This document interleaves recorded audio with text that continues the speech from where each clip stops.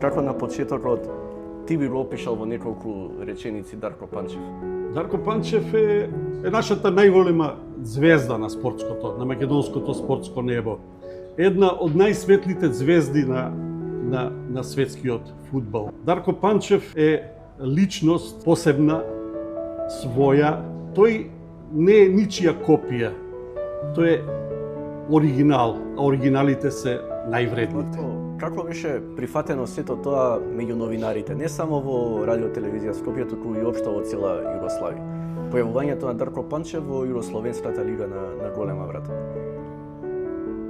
Беше прифатено како некој кој што расте во фудбалот, кој што незапирливо се крева во височините, кој што од ден на ден се повосхитувачки настапи има, и сето тоа беше во медиумите, мислам, поготово па кај нас што сме биле жедни, сме биле желни да се појави една таква личност за која светот зборува. И за еден добар Вардар. И за еден сите го следеа добар Вардар. Вардар. Во Дарко Вардар доби една личност која што внесе победнички дух. Кај што се сеќам ќе каже: вие одиграјте го своето, за мене не се секирајте, јас ќе дадам гол. Добро, имавме да Секогаш со многу позитивна енергија настапуваше. Стана медиумска личност. Мислам,